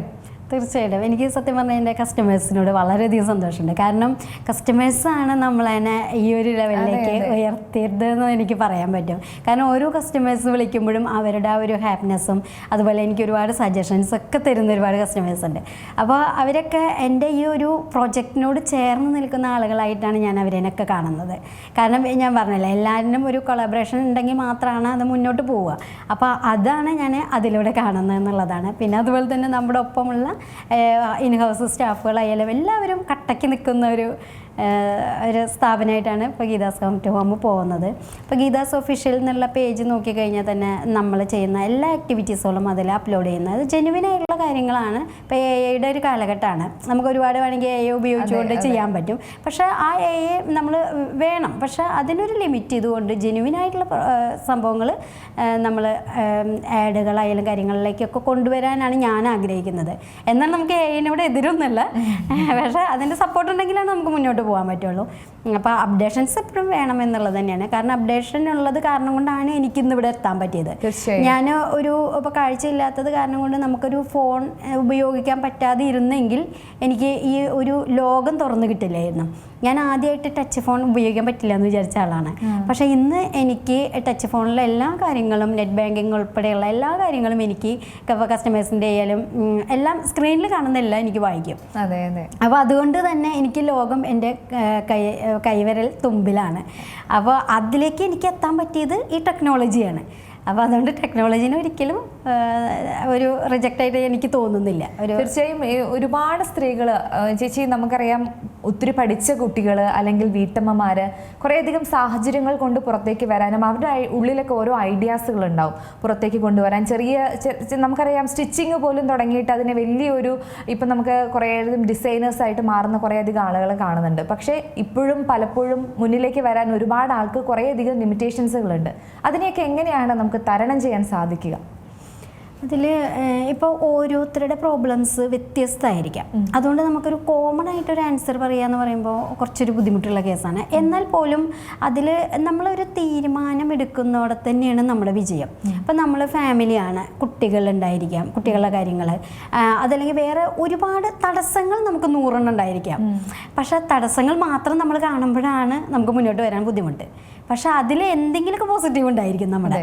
അപ്പോൾ അത് നമ്മൾ കണ്ടെത്തുക എന്നുള്ളതാണ് എനിക്ക് പറയാൻ തോന്നിയിട്ടുള്ളതായിരിക്കും. ഇപ്പോൾ ഒരു സംരംഭമാണെന്നുണ്ടെങ്കിൽ അതിന് നമ്മൾ ഏത് രീതിയിലാണ് എൻ്റെ സംരംഭം കൊണ്ടുപോകേണ്ടതെന്നെ പറ്റി അതിനൊരു നല്ലൊരു ഗോൾ സെറ്റ് ചെയ്യണം, ഒരു പ്ലാൻ ഉണ്ടായിരിക്കണം. അപ്പോൾ ആ പ്ലാൻ ഉണ്ടെങ്കിൽ മാത്രമാണ് നമുക്കത് അച്ചീവ് ചെയ്യാനുള്ള സ്ട്രാറ്റജി ബിൽഡ് ചെയ്യാൻ പറ്റുള്ളൂ. അപ്പോൾ ഞാൻ ആദ്യം ചെയ്തത്, ആദ്യം ഞാൻ വീട്ടിലിത് ചെയ്തു. പക്ഷേ എനിക്ക് മഞ്ഞൾ പ്രോസസ്സ് ചെയ്തിട്ടുള്ളൊരു ഫുഡ് വേൾഡിൽ തന്നെ ഇല്ല എന്നുള്ളത് മനസ്സിലായി. അപ്പോൾ അതിൻ്റെ ഒരു ഓപ്പർച്യൂണിറ്റിയാണ്. ആ ഓപ്പർച്യൂണിറ്റീനെ ഞാൻ മനസ്സിലാക്കിക്കൊണ്ടാണ് ഞാൻ ഈ സംരംഭം മുന്നോട്ട് വന്നത്. പിന്നീട് എനിക്ക് മനസ്സിലായി, നമ്മൾ വീട്ടിലുണ്ടാക്കുന്ന ഒരു പ്രോഡക്റ്റ് നേരെ മാർക്കറ്റിലേക്ക് ഇറക്കാൻ പറ്റില്ല. അതിന് ലൈസൻസുകൾ വേണം, പിന്നെ അതിൻ്റെ ബെനിഫിറ്റുള്ള കാര്യങ്ങൾ, അങ്ങനത്തെ ഒരുപാട് കാര്യങ്ങൾ അതിൻ്റെ ബാക്കിൽ വരുന്നുണ്ട്, ബാക്ക് വർക്ക് നന്നായിട്ട് വരുന്നുണ്ട്. അപ്പോൾ അതൊക്കെ നമ്മൾ അപ്ഡേറ്റ് ആയിട്ടുള്ള ആളുകളെ കൊണ്ട് അല്ലെങ്കിൽ മെൻറ്റേഴ്സിനെ കണക്ട് ചെയ്തുകൊണ്ട് അതിനെ പ്രോപ്പറായിട്ട് നമ്മൾ ചെയ്ത് കഴിഞ്ഞാൽ മാത്രമേ അത് മാർക്കറ്റിലേക്ക് ഇറക്കാൻ പറ്റുള്ളൂ. അപ്പോൾ അതിനൊക്കെ വേണ്ടിയിട്ട് നമ്മൾ ഓരോ മെൻറ്റേഴ്സിനെ ഇതിൽ ചെയ്തിട്ടുണ്ട്. അപ്പോൾ ഇതിൽ ഓരോ സംരംഭം ചെയ്യുമ്പോഴും വൺ മെൻ ഷോ ആയിട്ട് നമുക്ക് സംരംഭം ചെയ്യാം. ഇപ്പോൾ ഒരു പ്രോഡക്റ്റ് ഉണ്ടാക്കി അത് ഞാൻ തന്നെ പാക്ക് ചെയ്യണം, ഞാൻ തന്നെ അയക്കുന്നു, എല്ലാ കാര്യവും നമുക്ക് അങ്ങനെ ചെയ്യാം. അതല്ലെങ്കിൽ പിന്നെ സ്കെയിൽ ചെയ്യുന്ന ഒരു ബിസിനസ്സാണ്. അപ്പോൾ അതിൽ നമുക്ക് സിസ്റ്റം ആവശ്യമാണ്. അപ്പോൾ സിസ്റ്റം ഉണ്ടെങ്കിൽ മാത്രമാണ് നമുക്ക് പ്രോപ്പറായിട്ട് സ്കെയിൽ ചെയ്യാൻ പറ്റുള്ളൂ. അപ്പോൾ അതിലേതാണ് നമ്മൾ എടുക്കേണ്ടത് എന്നുള്ളതിനെ പറ്റിയിട്ട് കറക്റ്റായിട്ടൊരു തീരുമാനം ഉണ്ടായിരിക്കണം. തീരുമാനം അത് തന്നെയാണല്ലേ ഒരു വിജയം. തീർച്ചയായിട്ടും ഐഡിയ ഉണ്ടെങ്കിൽ അതിൻ്റെ ഒപ്പം തന്നെ തീരുമാനം മസ്റ്റായിട്ട് വേണം. ഈ ഒരു കാര്യം പറഞ്ഞപ്പോഴേ നമുക്കറിയാം 100% വിജയം മുന്നിൽ കണ്ട് മാത്രം തുടങ്ങുന്നതല്ലല്ലോ യാത്ര, അല്ലേ? ചിലപ്പോൾ ചില ആളുകൾക്ക് അതിൻ്റെ ആ ഒരു വിജയം കിട്ടാതെ വരുമ്പോൾ വലിയൊരു നഷ്ടം, ആ ഒരു ചിന്ത, അത് നമ്മൾ അതിനെ അംഗീകരിക്കാൻ പലപ്പോഴും പല ആളുകൾക്കും സാധിക്കില്ല എന്നതാണ് മറ്റൊരു വസ്തുത. ചേച്ചിയുടെ തുടക്കത്തിൽ തന്നെ പറഞ്ഞു, ഒരു സംരംഭത്തിൽ നിന്നാണ് അത് മുടങ്ങി, അതിൽ നിന്നാണ് മറ്റൊരു വിജയത്തിലേക്കുള്ളൊരു യാത്രയുണ്ടായിരുന്നത്. അതെ. ഇപ്പോൾ ഞാൻ ആദ്യമായിട്ട് റെസ്റ്റോറൻറ്റ്, അത് തൃശ്ശൂർ ജില്ലയിലെ ആദ്യത്തെ ഓർഗാനിക് റെസ്റ്റോറൻറ്റ് ഞങ്ങളാണ് അത് ആരംഭിച്ചിട്ടുണ്ടായിരുന്നത്. അത് പിന്നീടാണ് ഞങ്ങൾക്ക് അറിയുന്നത്. ഞങ്ങളതൊരു നല്ലൊരു ഫുഡ് സമൂഹത്തിലേക്ക് കൊടുക്കുക എന്നുള്ള ലക്ഷ്യത്തോട് കൂടിയിട്ട് സ്റ്റാർട്ട് ചെയ്തു. പക്ഷേ തൃശ്ശൂർ ജില്ലയിൽ ഓർഗാനിക് ആയിട്ടുള്ള ഒരു ഫുഡ് കൊടുക്കുന്ന റെസ്റ്റോറൻറ്റ് ഫസ്റ്റ് ടൈം ഞങ്ങളായിരുന്നു എന്നുള്ളതാണ്. അപ്പോൾ അതിൽ നമ്മൾ കുറച്ച് 1.5 വർഷം കഴിഞ്ഞപ്പോൾ തന്നെ ആ ബിൽഡിങ് പൊളിക്കുക എന്ന് പറഞ്ഞു. അപ്പം നമുക്ക് പ്ലാൻ ഇല്ലാതെ കൊണ്ട് കയ്യിൽ നിന്ന് നേരെ ഇൻവെസ്റ്റ് ചെയ്തിട്ടാണ് ഈ സംഭവം ചെയ്തത്. പിന്നെ ഇന്നത്തെ പോലെ തന്നെ നമുക്ക് ഗവൺമെൻറ് തലത്തിൽ നിന്ന് ലോണുകളോ അങ്ങനത്തെ കാര്യങ്ങളൊന്നും അറിയില്ല. ഇന്നിപ്പോൾ നമ്മൾ കുറച്ചും കൂടി പ്ലാൻ ആയിട്ടാണ് ചെയ്തിട്ടുണ്ടായിരുന്നത്. അപ്പോൾ പ്ലാൻ ചെയ്യുമ്പോൾ നമുക്ക് അതിൻ്റേതായിട്ടുള്ള കുറേ കാര്യങ്ങൾ നമുക്ക് അറിയാൻ പറ്റും, കുറേ ക്ലാസ്സുകൾ കിട്ടും. അതിലൂടെ അത് എക്സ്പീരിയൻസ് ഉള്ള ആളുകളുടെ ക്ലാസ്സാണ്. നമ്മൾ തുടങ്ങുമ്പോൾ നമ്മൾ 0 എന്നാണ് തുടങ്ങുന്നത്. അപ്പോൾ അതൊക്കെ നമുക്ക് ഒരുപാട് ബെനിഫിറ്റ് ഉണ്ടാക്കും എന്നുള്ളതാണ്. ഇപ്പോൾ നമ്മളൊരു 10 വർഷം കൊണ്ട് നമ്മുടെ കമ്പനി ഇവിടെ എത്തണമെന്ന് ആഗ്രഹിക്കുന്ന ഒരാൾക്ക് നമ്മൾ അതിൽ എക്സ്പേർട്ടായിട്ടുള്ള ഒരാളേനെ നമ്മൾ ഇൻ ഹൗസ് എടുക്കുകയാണെന്നുണ്ടെങ്കിൽ അത് ചിലപ്പോൾ 2-3 വർഷം കൊണ്ട് നമുക്ക് അച്ചീവ് ചെയ്യാൻ പറ്റും. അപ്പോൾ അതിൽ കുറേ നഷ്ടങ്ങൾ നമുക്ക് ഇല്ലാത്ത രീതിയിൽ നമുക്കതിനെ മുന്നോട്ട് കൊണ്ടുപോകാൻ പോലും പറ്റും എന്നുള്ളതാണ്. പറഞ്ഞതുപോലെ തന്നെ ചേച്ചിയുടെ ഇപ്പം നമുക്ക് കുറച്ച് ബിസിനസ് കാര്യങ്ങളൊക്കെ ആണെങ്കിൽ ഇതിന് മുന്നേ ഒരു ഗീത സലീഷ് അവരുടെ ഒരു കണ്ടുമുട്ടലൊക്കെ പറഞ്ഞ ഒരു സിനിമാറ്റിക് രീതി തന്നെയാണല്ലേ. ഒരു കോളേജ് ലൈഫ് അത്രത്തോളം പ്രധാനപ്പെട്ടതാണ് രണ്ടുപേരുടെയും. ആ ഒരു കാലഘട്ടത്തെക്കുറിച്ച് എപ്പോഴാണ് ഇങ്ങനെ ഈ തിരക്കുള്ള സമയങ്ങളിലൊക്കെ ഓർത്തെടുക്കാറുണ്ടോ? തീർച്ചയായിട്ടും. കാരണം നമുക്ക് എപ്പോഴും നമ്മുടെ ഉള്ളിൽ ഒരു പ്രണയം ഉണ്ടാവണം. പ്രണയം ഉണ്ടാകുമ്പോൾ മാത്രമാണ് നമുക്ക് വളരെ ഹാപ്പി ആയിട്ട് മുന്നോട്ട് പോകാൻ പറ്റും, അല്ലെങ്കിൽ ഭയങ്കര നിരാശയായിരിക്കും. അപ്പോൾ എല്ലാറ്റിനും ആ ഒരു രീതിയിൽ അത് പ്രണയം എന്ന് പറയുമ്പോൾ നമ്മൾ ഒരു ഹസ്ബൻഡ് വൈഫ് അങ്ങനെയല്ല. ഇപ്പം നമുക്ക് ഒരു പൂവിനോടായാലും ഒരു ചെടിയിനോടായാലും എന്തിനോടും തോന്നുന്നൊരു പ്രണയം, ആ പ്രണയം മസ്റ്റായിട്ട് നമുക്ക് ഉണ്ടാവണം. അല്ലെങ്കിൽ ചിലർ വിചാരിക്കും അയ്യോ എനിക്ക് എൻ്റെ പാർട്ട്ണർ ഇങ്ങനെയാണ് അല്ലെങ്കിൽ എൻ്റെ മക്കൾ ഇങ്ങനെയാണ്. അങ്ങനെയല്ല, അതിൽ നിന്ന് അങ്ങനെയൊന്നും നമ്മൾ ചിന്തിക്കേണ്ട ആവശ്യമില്ല. എന്തിനേയും നമുക്ക് പ്രണയിക്കാം. പ്രണയം നമ്മളതിനെ മുന്നോട്ട് കൊണ്ടുവന്ന് വളരെ പോസിറ്റീവായിട്ട് ചിന്തിക്കാൻ പറ്റുന്ന ഒന്നാണ് പ്രണയം എന്ന് പറയുന്നത്. അത് നമുക്ക് ഓരോരുത്തർക്കും വ്യത്യസ്തമായിരിക്കാം. എങ്ങനെയായിരുന്നു ആ കണ്ടുമുട്ടലൊക്കെ? കണ്ടുമുട്ടൽ ഞാൻ കേരളവർമ്മ കോളേജിലാണ് ഞാൻ പ്രീ ഡിഗ്രി ലാസ്റ്റ് ബാച്ചാണ് ഞാൻ പഠിച്ചത്. അപ്പോൾ ഞാൻ അവിടെ പോയി. അപ്പോൾ എനിക്ക് ഒരുപാട് ഫ്രണ്ട്സുകൾ ഉണ്ടായിരുന്നു. അപ്പോൾ അതിൽ ഒരു നല്ലൊരു ഫ്രണ്ടായിരുന്നു സലേഷ്. അപ്പോൾ ഹസ്ബൻഡ് ഇതുപോലെ തന്നെ നല്ല സപ്പോർട്ടീവായിട്ടുള്ള വളരെ ശരിക്കും പറഞ്ഞു കഴിഞ്ഞാൽ എല്ലാവരും സാങ്കല്പികമായിട്ടുള്ള പ്രണയമായിരിക്കാം. പക്ഷേ ഞങ്ങൾ ശരിക്കും പറഞ്ഞാൽ കൂടുതൽ സംസാരിച്ചിട്ടുള്ള ഒരു കാര്യം എന്ന് പറയുമ്പോൾ നമ്മൾ ലൈഫ് എങ്ങനെ കൊണ്ടുപോകും, എനിക്ക് കാഴ്ചയില്ല, അപ്പോൾ എനിക്ക് ഇങ്ങനത്തെ കാര്യങ്ങളൊന്നും ചെയ്യാൻ പറ്റില്ല, അപ്പോൾ അതെങ്ങനെയാണ് നമ്മൾ മാനേജ് ചെയ്യുക, ഇങ്ങനത്തെ കാര്യങ്ങളായിരുന്നു ഏറ്റവും കൂടുതൽ ഞങ്ങൾ സംസാരിച്ചിട്ടുള്ളത്. അപ്പോൾ ഇന്ന് തിരിഞ്ഞു നോക്കുമ്പോൾ ശരിക്കും പറഞ്ഞു കഴിഞ്ഞാൽ ഒരു സാങ്കല്പിക പ്രണയമല്ല, ശരിക്കും ഒരു യഥാർത്ഥമായിട്ടുള്ളൊരു പ്രണയം തന്നെ ആയിരുന്നു. എന്നാൽ നമ്മളത് നന്നായിട്ട് തന്നെ വളരെ ഹാപ്പി ആയിട്ടാണ് മുന്നോട്ട് അന്നത്തെ ഒരു കാലഘട്ടം എൻജോയ് ചെയ്തിട്ടുണ്ട് എന്നുള്ളത് തന്നെയാണ്. ഈ കാഴ്ചയുടെ കാര്യം പറയുകയാണെങ്കിൽ അത് എനിക്ക് തോന്നുന്നു കുട്ടിക്കാലത്ത് കുറച്ചുനാൾ ഈ ലോകമൊക്കെ കണ്ടു, നിറങ്ങൾ കണ്ടു, ആളുകളെ കണ്ടു. പക്ഷേ പെട്ടെന്ന് ആ ഒരു മാറ്റം അത് 13-ാം വയസ്സ് മുതൽ അല്ലേ? അതെ. ആ ഒരു മാറ്റം എങ്ങനെയായിരുന്നു ഉൾക്കൊണ്ടത്? തുടക്കത്തിൽ എങ്ങനെയാണ് അത് തിരിച്ചറിഞ്ഞു തുടങ്ങിയതൊക്കെ? ഇതിൽ എനിക്കൊരു 13 വയസ്സ് സമയത്ത് കാഴ്ച ഇങ്ങനെ കുറഞ്ഞു തുടങ്ങിയത് ശരിക്കും നമുക്ക് അറിയാൻ പറ്റില്ല. പെട്ടെന്ന് നമുക്ക് ബോർഡിൽ എഴുതുന്നത് ഒരു വര പോലെ കാണാം, പിന്നെ ബുക്കിൽ എഴുതുമ്പോൾ പെട്ടെന്ന് വായിക്കാൻ പറ്റാതെ വരെ. എഴുതുമ്പോൾ നമ്മൾ ഒരു ലൈൻ എഴുതിയിട്ട് രണ്ടാമത്തെ ലൈൻ എഴുതുമ്പോൾ തൊട്ട് മുകളിലത്തെ ലൈനിലേക്ക് കയറി പോവുക, ഒന്നിൻ്റെ മുകളിൽ ഒന്നെഴുതുക, അങ്ങനത്തെ കുറേ പ്രോബ്ലംസ് ആയിരുന്നു. അപ്പോൾ ഞാൻ ആലോചിച്ചു എൻ്റെ കൂടെ ഉള്ളവർക്കൊന്നുമില്ല, എനിക്ക് എന്താ ഈ പ്രശ്നം? അപ്പോഴാണ് എനിക്ക് മനസ്സിലായത് ഇത് കാണുന്നില്ല, അതാണ് എൻ്റെ പ്രശ്നം എന്നുള്ള മനസ്സിലായത്. അപ്പോൾ അങ്ങനെ വന്നപ്പോൾ എനിക്ക് ഇപ്പോൾ കൂട്ടുകാരായാലും നമ്മളിങ്ങനെ ഒരുമിച്ച് പോകുന്നു വരുന്നു അങ്ങനെയായിരുന്നല്ലോ. അപ്പോൾ അതിൽ നിന്ന് വ്യത്യസ്തമായിട്ട് എനിക്ക് കാണാതെ വരുമ്പോൾ നമ്മൾ ചില ഇപ്പോൾ പാടത്തെ കൂടെയൊക്കെ വരുന്ന സമയത്ത് അതിൽ ചാലുകളുണ്ടെങ്കിൽ പെട്ടെന്ന് കാണാൻ പറ്റില്ല. അപ്പോൾ അതിലേക്ക് നമ്മൾ ചെറുതായിട്ടൊക്കെ കാല് തെറ്റി വീഴും.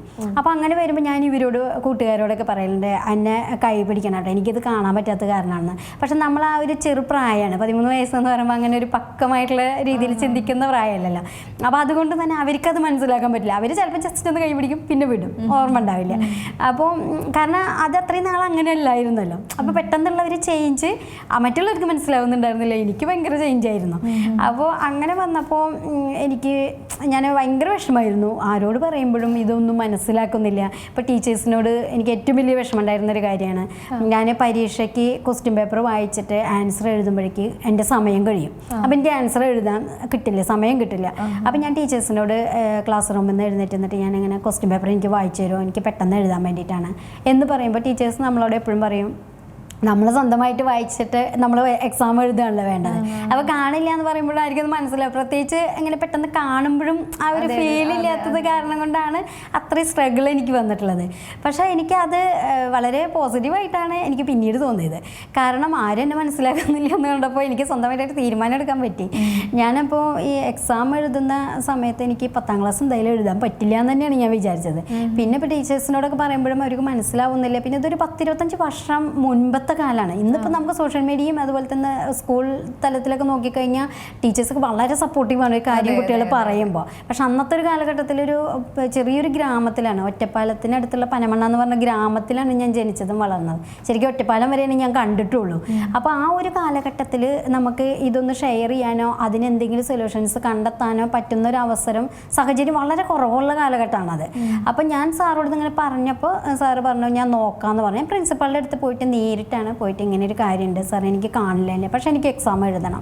കാരണം ആ ഒരു രീതിയിൽ തന്നെ അപ്പോൾ എനിക്ക് തോന്നുന്നു ആ കുട്ടിക്കാലം മുതൽ തന്നെ നമുക്ക് ആ ഒരു കാര്യം പറഞ്ഞ് നമുക്കത് ഫലിപ്പിക്കാനും അവർക്കത് മനസ്സിലാക്കാനും പറ്റുന്ന രീതിയിലേക്ക് നമുക്കത് പ്രസൻറ്റ് ചെയ്യാൻ പറ്റി എന്നുള്ളത് തന്നെയാണ് എനിക്ക് ആ ഒരു എക്സാം എഴുതാൻ പറ്റിയതിലുള്ള എൻ്റെ ഒരു വിജയം എന്ന് പറയുന്നത്.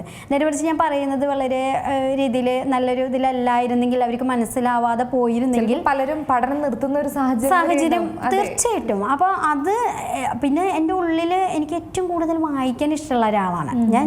കുട്ടിക്കാലം മുതലേ എന്ത് ബുക്ക് കിട്ടിയാലും ഞാൻ വായിക്കും. കാരണം ഞങ്ങൾക്ക് അവിടെ ബുക്കുകളൊക്കെ കിട്ടാൻ ഭയങ്കര ബുദ്ധിമുട്ടാണ്, ലൈബ്രറി അങ്ങനത്തെ ഒന്നും ഇല്ല അവിടെ.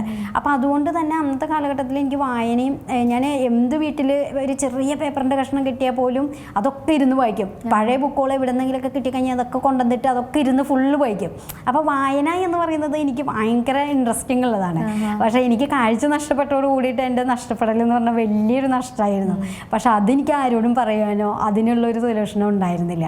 അപ്പോൾ എനിക്ക് ഭയങ്കര വിഷമം. പക്ഷെ ആ ഒരു 13 വയസ്സ് വരെ ഞാൻ വായിച്ചിട്ടുള്ള എൻ്റെ അറിവിലായിരിക്കാം എനിക്ക് ഇങ്ങനത്തെ ഒരു ഡിസിഷൻ എടുക്കണം എന്നാലാണ് നമുക്ക് ആ ഒരു പവറൊക്കെ എനിക്ക് തോന്നുന്നു ഒരുപാട് വായനകളിലൂടെ കിട്ടിയിട്ടുള്ളതാണെന്ന് എനിക്ക് തോന്നുകയാണ് ഇപ്പോൾ. കാരണം നമുക്ക് ആ മാഷോട് അത് പോയി പറയാനും സാർ അതിലിടപെട്ടുകൊണ്ട് എനിക്ക് എക്സാം എഴുതാനുള്ള അവസരം ഉണ്ടാക്കി തന്നതും അതിൽ നല്ല മാർക്കോട് കൂടി തന്നെ പാസ്സാവാനും ഒക്കെ സാധിച്ചു എന്നുള്ളതാണ്. പിന്നീടും ഇതുപോലെ തന്നെ ജീവിതത്തിൽ വീണ്ടും ട്രാജഡി വന്നിട്ടുണ്ട്. കാരണം നമ്മൾ പ്രത്യേകിച്ച് പെൺകുട്ടികളാണ്. അപ്പോൾ കാഴ്ചയില്ല എന്ന് പറയുമ്പോൾ അച്ഛനും അമ്മയും സ്വാഭാവികമായിട്ട് പറയുക ഇനി പഠിക്കാനൊക്കെ പോകാൻ ബുദ്ധിമുട്ടാണ്, ഒറ്റയ്ക്ക് പോകൽ ബുദ്ധിമുട്ടാണ്, അപ്പോൾ ഇനി പഠിക്കേണ്ട എന്ന് തന്നെയാണ് എല്ലാവരും പറയുക. എൻ്റെ വീട്ടിൽ തന്നെയാണ് സംഭവിച്ചത്. പക്ഷേ എനിക്കപ്പോൾ ഭയങ്കര വിഷമമായിരുന്നു. കാരണം ഞാൻ പഠിച്ചില്ലെങ്കിൽ എൻ്റെ ഒരു അവസ്ഥ എന്ന് പറയുന്ന ആ വീടിനകത്ത് ഞാൻ ഒതുങ്ങിക്കൂടും. കാരണം വേറെ ഒന്നും നമുക്കൊന്നും ചെയ്യണ്ട, എല്ലാ കാര്യങ്ങളും നമുക്ക് ചെയ്തു തരാം അച്ഛനും. അതുപോലെ ഒരുപാട് ആളുകളെ നമുക്ക് കാണാൻ സാധിക്കുന്നുണ്ട് ചേച്ചി. അതെ തീർച്ചയായിട്ടും. അപ്പോൾ അത് എനിക്ക് മനസ്സിലായപ്പോൾ ഞാൻ വിചാരിച്ചു ഇത് പറ്റില്ല, ഇങ്ങനെ പോയാൽ പറ്റില്ല, എനിക്ക് പഠിക്കണം. അപ്പം അച്ഛനോടും അമ്മോടും ഒരു 15 വയസ്സുള്ള ഒരു പെൺകുട്ടിക്ക് പറയാൻ പറ്റുന്ന ഒറ്റ കാര്യം പഠിക്കുക എന്നുള്ള. അപ്പം ഞാൻ അതമ്മ പിടിച്ചുകൊണ്ട് തന്നെ എനിക്ക് പഠിക്കണം. അപ്പോൾ ഈ പഠിക്കണം എന്ന് പറയുമ്പോഴും ഇപ്പം അറിയാമല്ലോ, ഗ്രാമത്തിലായത് കാരണം കൊണ്ട് തന്നെ അച്ഛനും അമ്മയ്ക്കും അങ്ങനെ ഒരു എഡ്യൂക്കേഷൻ അങ്ങനെ ഇല്ല. അപ്പോൾ അതുകൊണ്ട് തന്നെ അവർക്കും ഇത് എങ്ങനെയാണ് നമ്മളെ ഗൈഡ് ചെയ്യേണ്ടത് എന്നുള്ളത് അവർക്കും അറിയില്ല. അപ്പോൾ അതൊരു വല്ലാത്തൊരു നിസ്സഹായാവസ്ഥയാണ് അത്. പക്ഷെ ഞാനപ്പോൾ ആലോചിച്ചത്, എന്നെ പ്രിൻസിപ്പാൾ എന്നെ സപ്പോർട്ട് ചെയ്തിട്ടുണ്ടായിരുന്നല്ലോ എക്സാം എഴുതാൻ വേണ്ടിയിട്ട്. അപ്പോൾ സാറെ തന്നെ പോയി കാണാനാണ് ഞാൻ തീരുമാനം എടുത്തത്. അങ്ങനെ അച്ഛനെയും കൂട്ടിയിട്ട് ഞാൻ ഇതുപോലെ തന്നെ സാറെ പോയി കണ്ടു. അപ്പോൾ സാറ് അപ്പം തന്നെ എന്നോട് ചോദിച്ചു, അതെന്താ ഗീത തുടർന്ന് പഠിക്കാമെന്ന്, ഇത്രയും നന്നായി പഠിക്കുന്ന കുട്ടിയല്ലേ, എന്തുകൊണ്ടാണ് പിന്നീട്?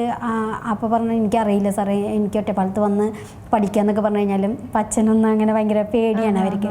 അപ്പോൾ അതുകൊണ്ടാണ് പറഞ്ഞത്. അപ്പോൾ സാറ് പറഞ്ഞു, അങ്ങനെ പറ്റില്ല, ആ കുട്ടി പഠിക്കുന്ന കുട്ടിയാണ്, നിങ്ങൾ മുന്നോട്ടുള്ള കാര്യം ഞാൻ അതിന് വേണ്ട കാര്യങ്ങളൊക്കെ ഒന്ന് അന്വേഷിച്ചിട്ട് ഞാൻ പറഞ്ഞു തരാമെന്ന് പറഞ്ഞു. എന്തായാലും പഠിക്കാൻ വിടണം എന്ന് തന്നെ പറഞ്ഞു. അപ്പോൾ അതെനിക്ക് വലിയൊരു ബലമായിരുന്നു മാഷിൻ്റെ ഒരു വാക്കുകളെ. അങ്ങനെയാണ് ഞാൻ ഈ പോത്താനിക്കാട് എന്ന് പറഞ്ഞ എറണാകുളത്ത് ഒരു റിഹാബിലിറ്റേഷൻ സെൻ്റർ ഉണ്ട്. അവിടെ കാഴ്ചയില്ലാത്ത ചേച്ചിമാരുള്ള സ്ഥലമാണ്. അപ്പോൾ സത്യം പറഞ്ഞു കഴിഞ്ഞാൽ അതുവരെ ഞാൻ വിചാരിച്ചത് സമൂഹത്തിൽ ലോകത്ത് തന്നെ കാഴ്ചയില്ലാത്തൊരു വ്യക്തി ഞാൻ മാത്രമാണോ എന്നുള്ളതായിരുന്നു എൻ്റെ ചിന്ത. എനിക്ക് തോന്നുന്നു നമ്മൾ പല പ്രോബ്ലംസ് വരുമ്പോഴും നമ്മളെല്ലാവരും ചിന്തിക്കും എനിക്ക് മാത്രമാണ് ഈ പ്രശ്നം എന്നുള്ളത്. അതെല്ലാവർക്കും തോന്നുന്നു, എനിക്ക് തോന്നുന്നു. അപ്പോൾ നമുക്ക് അപ്പോൾ നമ്മൾ വീണ്ടും ഉൾവലിയാണ് ചെയ്യുക. പക്ഷേ എനിക്ക് അവിടെ പോയപ്പോഴാണ് ഈ സമൂഹത്തിൽ ഇത്രയും ആളുകൾക്ക് കാണാൻ പറ്റാത്ത, അത് കുട്ടിക്കാലം മുതൽ തന്നെ കാഴ്ചയില്ലാത്ത ചേച്ചിമാർ. അപ്പോൾ അവിടെ ഞാൻ സത്യം പറഞ്ഞു കഴിഞ്ഞാൽ ഇവരൊക്കെ സപ്പോർട്ട് ചെയ്യാനും അവരെ ഹെൽപ്പ് ചെയ്യാൻ പറ്റുന്ന ഒരാളായിട്ട് ഞാൻ മാറണം, അതായിരുന്നു പിന്നെ. അപ്പോൾ എനിക്ക് കുറച്ചുകൂടി വിഷമത്തെക്കാൾ ഉപരി എനിക്ക് തോന്നിയത് ഒരു ഉത്തരവാദിത്തമാണ് എനിക്ക് തോന്നിയത്. ഇങ്ങനെയുള്ള ആളുകളെ സപ്പോർട്ട് ചെയ്യണം, എന്നെ കൊണ്ട് ഞാൻ അത്രയും കണ്ടല്ലോ, ഇതൊക്കെ എനിക്ക് അവരോട് ഷെയർ ചെയ്യണം, അവർക്ക് ഇതൊക്കെ പറഞ്ഞ് മനസ്സിലാക്കി കൊടുക്കണം, അങ്ങനത്തെ ഒരു ഉത്തരവാദിത്തം എനിക്ക് ഫീൽ ചെയ്തു. അങ്ങനെ ഞാൻ അവിടെ ശരിക്കും പറഞ്ഞാൽ ഞാൻ ബ്രെയിൽ പഠിച്ചിട്ട് അങ്ങനെ കോളേജിൽ ചേരാൻ വേണ്ടിയിട്ടാണ് അവിടെ പോയത്. അവിടെ പോയി നോക്കുമ്പോഴാണ് നമുക്ക് ബ്രെയിൽ ലിപി കൂടാതെ കൊണ്ട് ട്രേഡുകളും കൂടി ഉണ്ട് അവിടെ, ബുക്ക് ബൈൻഡിങ്, അതുപോലെ തന്നെ ചെയർ ടൈനിങ്. അപ്പോൾ ഞാൻ ആലോചിച്ചു, അവിടെ പോയി പഠിച്ചു കഴിഞ്ഞാൽ ജോലി കിട്ടുമോ, അങ്ങനത്തെ ഒന്നും അറിയില്ല. അന്നൊന്നും അധികം പേർക്ക് ജോലിയില്ല. ഇന്നൊക്കെ ഒരുപാട് അതെ ബുക്ക് ബൈൻഡിങ്. അപ്പോൾ ഇന്നൊക്കെ എന്ന് വെച്ചാൽ കുറേ പേർക്ക് ജോലിയുണ്ട്. അന്ന് അതിനുള്ള ആളുകളുടെ എണ്ണം കുറവായിരുന്നു ജോലിക്കാരുടെ. അപ്പം ഞാൻ ബുക്ക് ബൈൻഡിങ്ങും ചെയർ ടൈനിങ്ങും ഒക്കെ തിരഞ്ഞെടുത്തു. അപ്പം എൻ്റെ മനസ്സിൽ ഒരു കാര്യം, ജോലി കിട്ടിയില്ലെങ്കിലും കൈത്തൊഴിലായാലും നമ്മൾ ചെയ്യാന്നുള്ളതാണ്. അപ്പോഴാണ് നമുക്കൊരു ഫിനാൻഷ്യൽ ഫ്രീഡം വരും. നമുക്ക് സ്വന്തമായിട്ട് ഒരു ചെറിയ വരുമാനമായിക്കോട്ടെ, അതിൽ നമുക്കൊരു ഫിനാൻഷ്യൽ ഫ്രീഡം ഉണ്ടായിരിക്കും. അതിലൂടെ നമുക്ക് ഒരു നല്ലൊരു കോൺഫിഡൻസ് ഉണ്ടായിരിക്കും എന്ത് കാര്യത്തിനും. അപ്പോൾ അങ്ങനെ ഞാൻ വേഗം ബ്രെയിൽ പഠിച്ച് ഒരു 8 മാസം കൊണ്ട് തന്നെ ഇത് കംപ്ലീറ്റ് ചെയ്തിട്ട് ഞാൻ സർട്ടിഫിക്കറ്റിനൊന്നും വേണ്ടിയിട്ട് വെയിറ്റ് ചെയ്തില്ല. ഞാൻ നേരെ കേരളവർമ്മ കോളേജിൽ പോയിട്ട് ജോയിൻ ചെയ്തു. പിന്നെയാണ് അവിടെ നിന്ന് ഞാൻ ഡിഗ്രി വരെ കംപ്ലീറ്റ് ചെയ്തു. പിന്നെ അവിടെ നിന്ന് തന്നെയാണ് സലീഷ് കണ്ടുപിട്ട് അങ്ങനെ ജീവിതം സ്റ്റാർട്ട് ചെയ്തു. അതിൽ 2 മക്കളുണ്ട്. ഇന്നിപ്പോൾ മോൻ BBA ഫസ്റ്റ് ഇയർ ആണ്, മോള് 9th പഠിക്കുന്നു. ഒരു പേര് കൂടെ ഗസൽ എന്നാണ് മോൻ്റെ പേര് വരുന്നത്, ഗയ എന്നാണ് മോളുടെ പേര് വരുന്നത്. അപ്പോൾ വളരെ ഹാപ്പി ആയിട്ടുള്ള ഒരു ലൈഫ്. അപ്പോൾ നമുക്ക് പിന്നെ വരുന്നൊരു ചലഞ്ച് എന്ന് പറയുന്നത്, വിവാഹം കഴിഞ്ഞ് കഴിഞ്ഞാൽ പിന്നെ ലേഡീസിൻ്റെ കാര്യം അറിയാമല്ലോ, അവരെ കിച്ചണിലെ കാര്യങ്ങൾ അതൊക്കെ ചെയ്യണം. അപ്പോൾ ഞാൻ ആലോചിച്ചു, ഇനിയിപ്പോൾ നമുക്ക് കുക്കിങ്, വീട്ടിലെ കാര്യങ്ങൾ, അതുപോലെ ഹസ്ബൻഡ്, അച്ഛൻ, അമ്മ, ഇവരൊക്കെ നമ്മളിൽ നിന്ന് ഒരു പ്രതീക്ഷിക്കുന്നുണ്ടാവും പല കാര്യങ്ങളും. അപ്പോൾ അത് നമ്മൾ ചെയ്തു കൊടുക്കുമ്പോൾ മാത്രമാണ് നല്ലൊരു ഭാര്യ, നല്ലൊരു അമ്മ, അങ്ങനെയൊക്കെ നല്ലൊരു മരുമകൾ, അങ്ങനെ ഒരു നല്ലൊരു മരുമകളൊക്കെ അതൊരു കോൺസെപ്റ്റ്. അപ്പോൾ ശരിക്കും പറഞ്ഞു കഴിഞ്ഞാൽ നമ്മൾ എന്താണോ ആവുന്നത് ആ സമയത്ത് നമ്മൾ എന്തൊക്കെ കാര്യങ്ങൾ ചെയ്യേണ്ടതുണ്ട്. സൊസൈറ്റി ഒരു സംഭവങ്ങൾ മൊത്തത്തിൽ നമുക്കൊരു സമൂഹത്തിലുണ്ടല്ലോ. അപ്പോൾ അതിന് യോജിച്ചുകൊണ്ട് കുറച്ച് കാര്യങ്ങൾ ചെയ്താൽ തന്നെയാണ് നമുക്കതിൽ നിലനിന്ന് പോകാനും പറ്റുള്ളൂ. അപ്പോൾ അതൊക്കെ ആലോചിച്ചപ്പോഴാണ് ഞാൻ വിചാരിച്ചു, എങ്ങനെ വീട്ടിലെ കാര്യങ്ങളൊക്കെ എല്ലാ പണികളും ചെയ്യുക. അതുപോലെ തന്നെ കുട്ടികളായപ്പോൾ കുട്ടികളുടെ എല്ലാ കാര്യങ്ങളും സ്വന്തമായിട്ടാണ് ഞാൻ ചെയ്തിട്ടുണ്ടായിരുന്നത്. അപ്പോൾ കുട്ടിക്ക് ഒരു 60 ദിവസമായപ്പോൾ തന്നെ കുട്ടീനെ കുളിപ്പിക്കലായാലും അവരുടെ ഫുഡ് കൊടുക്കലായാലും എല്ലാ കാര്യങ്ങളും ഞാൻ സ്വന്തമായിട്ട് ചെയ്തിട്ടുള്ളൂ. അപ്പോൾ ഇതെങ്ങനെയാണ് കാണാതെ അതൊക്കെ ചെയ്യുക എന്ന് ചോദിച്ചു കഴിഞ്ഞാൽ എനിക്ക് അതിനൊന്നും മറുപടിയില്ല. അതൊക്കെ ഒരു പവർ തന്നെയായിരിക്കും ഒരു എന്താ പറയാ, ഒരു വിഷൻ. അതെ, ഈ ഒരു ഇത്രയും ഇപ്പം നമുക്കറിയാം ഒരുപാട് കാര്യങ്ങൾ ചോദിച്ചറിയാനുണ്ട്. കാരണം ഈ ഒരു 1/2 മണിക്കൂർ കൊണ്ടൊന്നും നമുക്ക് എന്തായാലും ചേച്ചീനെ അളക്കാൻ പറ്റില്ല, ചോദിച്ച് മനസ്സിലാക്കാൻ പറ്റില്ല. കാരണം അത്രത്തോളം ഉണ്ട് ജീവിതത്തിൽ നിന്ന് പഠിക്കാൻ. ഇന്ന് തന്നെ ഇപ്പോൾ അവാർഡുകൾ വാരിക്കൂട്ടിക്കൊണ്ടിരിക്കുകയാണ്. അതൊരു അഭിമാനമാണ്. കാരണം ഓരോ സ്ത്രീകൾക്കും അഭിമാനിക്കാൻ പറ്റുന്ന നിമിഷങ്ങൾ തന്നെയാണ്. ചേച്ചി സമയക്കുറവ് മൂലം മാത്രമാണ് നമ്മളിപ്പോൾ ഇവിടെ നിർത്തുന്നത്. എന്താണ് പുതുതായിട്ട് ഇങ്ങനെ ഓരോ സംരംഭമൊക്കെ തുടങ്ങാൻ വരുന്ന ഓരോ സ്ത്രീകൾ ഉണ്ടാവില്ലേ, അവർക്ക് ഓരോ പരിമിതികൾ ഉണ്ടാവും, അതിനെയൊക്കെ എങ്ങനെ തരണം ചെയ്ത് വരാൻ പറ്റുമെന്നാണ് ചേച്ചി പറയുന്നത്? ഇതിൽ നമ്മൾ എന്ത് സംരംഭമാണ് ചെയ്യാൻ ഉദ്ദേശിക്കുന്നതിനെ എന്നതിനെ പറ്റിയിട്ട് കറക്റ്റായിട്ടൊരു ധാരണ ഉണ്ടായിരിക്കണം. അപ്പോൾ ആ ധാരണ ഉണ്ടെങ്കിൽ മാത്രമാണ് നമുക്കതിൻ്റെ വഴികൾ ചെയ്യാൻ പറ്റുള്ളൂ. ഇപ്പോൾ ഫുഡ് ചെയ്യുന്ന ആളാണെന്നുണ്ടെങ്കിൽ നമുക്ക് വേറൊരു കോമൺ ആയിട്ടൊരു കാര്യം നമുക്ക് പറയാൻ ബുദ്ധിമുട്ടായിരിക്കും. അത് സർവീസ് ആണെങ്കിൽ വേറെ ആയിരിക്കാം. അപ്പോൾ അതുകൊണ്ട് ഏത് മേഖലയാണോ തിരഞ്ഞെടുക്കുന്നത് ആ തിരഞ്ഞെടുക്കുന്നതിനനുസരിച്ചുള്ള കാര്യങ്ങളായിരിക്കണം നമുക്ക് പ്ലാൻ ചെയ്യേണ്ടത്. അത് കറക്റ്റായിട്ട് നമ്മൾ പ്ലാൻ ചെയ്യണം. പക്ഷേ പ്ലാൻ ചെയ്ത പോലെയൊക്കെ എല്ലാം നടക്കും എന്നൊന്നും അങ്ങനെയൊന്നും ആരും വിചാരിക്കരുത്. കാരണം എന്താണെന്ന് വെച്ച് കഴിഞ്ഞാൽ അതിന് ഒരുപാട് തടസ്സങ്ങളും ഒരുപാട് സ്ട്രഗിളുകളും ഒക്കെ ഉണ്ട് ഓരോ കാര്യങ്ങൾ ചെയ്യുമ്പോൾ. അപ്പോൾ ആ സ്ട്രഗിളുകളൊക്കെ ഉണ്ട് എന്നുള്ളത് മനസ്സിലാക്കിക്കൊണ്ട് തന്നെ നമ്മൾ മുന്നോട്ട് പോകണം. അപ്പോൾ സംരംഭം ചെയ്യുന്ന ഒരാൾക്ക് ഒരു പാഷൻ ഉണ്ടായിരിക്കണം. അതോടൊപ്പം തന്നെ അതിനെ സ്കെയിൽ ചെയ്യാവുന്ന രീതിയിലുള്ള ഒരു ബിസിനസ് മൈൻഡും കൂടി ഉണ്ടാവണം. ഇത് രണ്ടും ഉണ്ടെങ്കിലാണ് നമുക്ക് നല്ലൊരു ബ്രാൻഡൊക്കെ ക്രിയേറ്റ് ചെയ്ത് കൊണ്ടുവരണം എന്നുണ്ടെങ്കിൽ മസ്റ്റായിട്ട് അത് വേണം എന്നുള്ളത് തന്നെയാണ്. അതുപോലെ സിസ്റ്റം ഉണ്ടായിരിക്കണം. ഗോള് സെറ്റ് ചെയ്യണം. ഗോള് മസ്റ്റാണ്.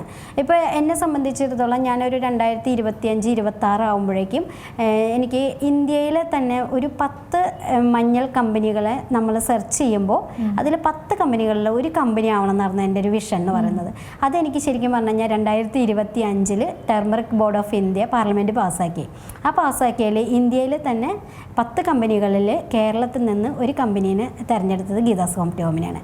അപ്പോൾ നമുക്കത് അച്ചീവ് ചെയ്യാൻ പറ്റി എന്നുള്ളത് തന്നെയാണ്. ഞാനതിൽ സന്തോഷിക്കുന്നുണ്ട്. പിന്നെ അതോടൊപ്പം തന്നെ ഇനി ഒരു 25 വർഷം കഴിയുമ്പോൾ വേൾഡിൽ തന്നെ ഒരു 10 കമ്പനീനെ സെർച്ച് ചെയ്ത് വരുമ്പോൾ അതിൽ ഗീതാസ് ഹോം ടു ഹോം ആവണം എന്നുള്ളതാണ് എൻ്റെ ഗോൾ എന്ന് പറയുന്നത്. അപ്പോൾ ആ ഗോളിന് വേണ്ടിയിട്ട് നമ്മൾ നിരന്തരം പ്രവർത്തിക്കുകയും ചെയ്തു കഴിഞ്ഞാൽ നമ്മുടെ ഒപ്പം യൂണിവേഴ്സിൽ പോലും നിൽക്കും എന്നുള്ളതാണ് എനിക്ക് എൻ്റെ അനുഭവം കൊണ്ട് തോന്നിയിട്ടുള്ളത്. അപ്പോൾ നമ്മൾ എന്താണോ ചെയ്യാൻ ഉദ്ദേശിക്കുന്നത് അതിനെ പറ്റിയിട്ട് കറക്റ്റായിട്ട് ധാരണ ഉണ്ടായിരിക്കണം. അതോടൊപ്പം തന്നെ ഇതിനെപ്പറ്റി അറിവുള്ള ആളുകളായിട്ട് നമ്മൾ ഡിസ്കസ് ചെയ്യണം.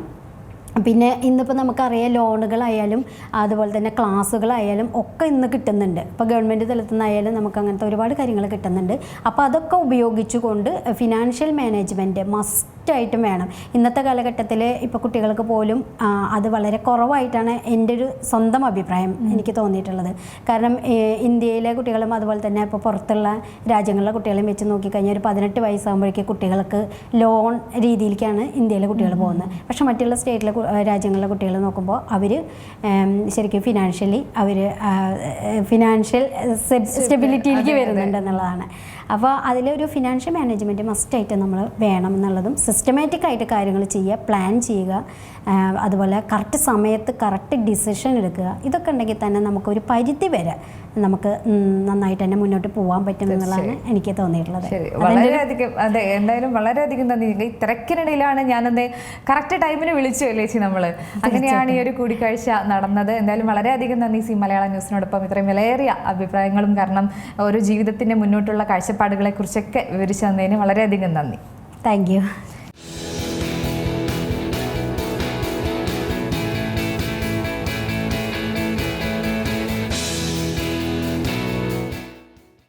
ഏറ്റവും പുതിയ വാർത്തകളും വിശേഷങ്ങളും വിരൽത്തുമ്പിലറിയാൻ സി മലയാളം ന്യൂസ് എല്ലാ ഡിജിറ്റൽ പ്ലാറ്റ്ഫോമുകളിലും ലഭ്യം.